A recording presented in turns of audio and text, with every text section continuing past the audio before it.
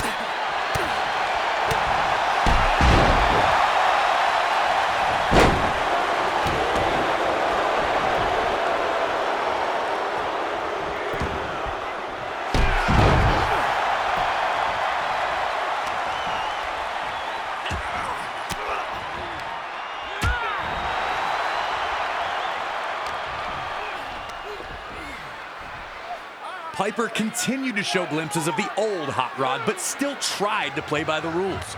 He was desperate to remain champion, but his respect for Hart and his family kept him from unleashing that old demon inside. And Hart used that to his advantage, tricking Piper by feigning a shoulder injury after landing awkwardly on a dropkick.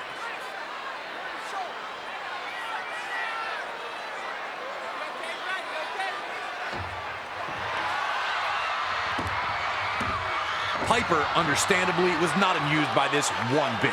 Piper slapped the taste out of Hart for gold bricking, as Bobby Heenan famously called it, and this once friendly competition was turning into the heated brawl many figured it would become.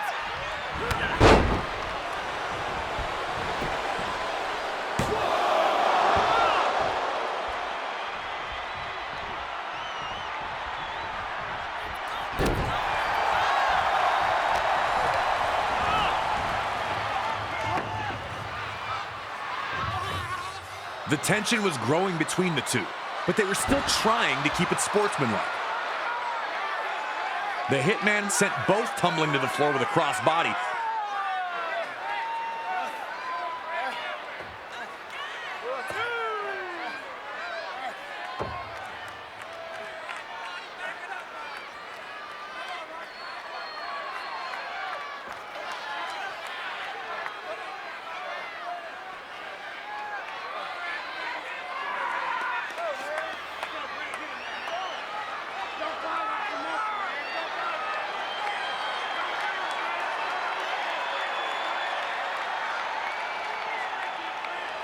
Piper would respond by holding the ropes for Hart to re-enter. Hart was hesitant, but ultimately accepted. And that was the information Piper needed, that Hart trusted him. Piper would immediately violate that trust by telling Bret his boot was untied and unloading a huge sucker punch. The gloves were off, and the two were in a fight for survival. Hart wanted to use little tricks, while Piper just suckered him with the old, "your shoe's untied." A huge shot from Piper, and it looks like the Hitman may be busted open.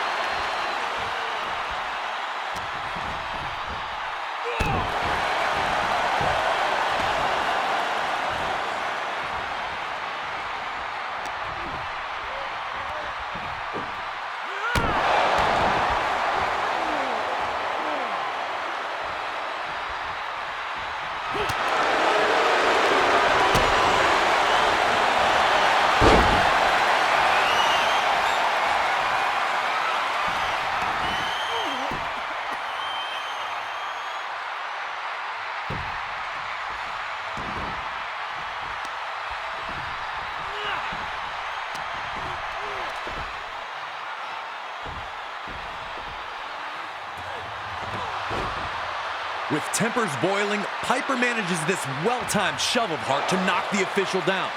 And if you think that was accidental, then you don't know Roddy Piper.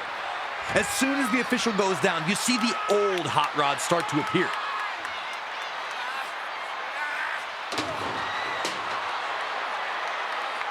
He's brawling with Hart at ringside. He's throwing him into the ring steps.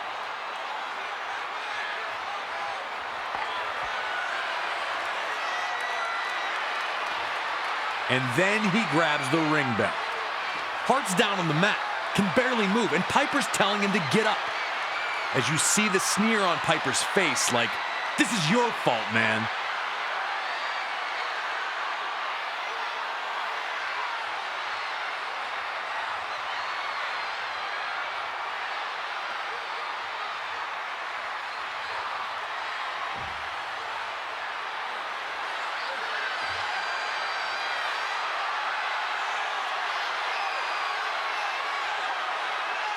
As Piper measures Hart up for the bell shot, you can see the inner struggle. What would the Hart family think about this? What would your fans think about this? How could you look Bret Hart in the eye if you win it this way? And he keeps lifting the bell as if he's going to use it, and you're wondering which Roddy Piper is going to win out, the angel or the devil. And then he does the right thing and tosses the bell aside. In an instant, he's got Hart in a sleeper hold. Piper has Hart beat. But the Hitman had one more counter up his sleeve, trapping Piper in the pinning combination while still in the sleeper hold. More amazing was how the instant the match was over, the respect between the two immediately returned.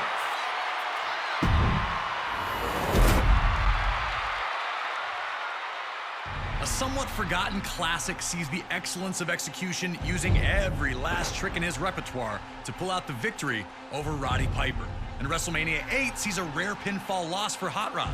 But an even rarer display of professionalism from him makes the moment all the more memorable.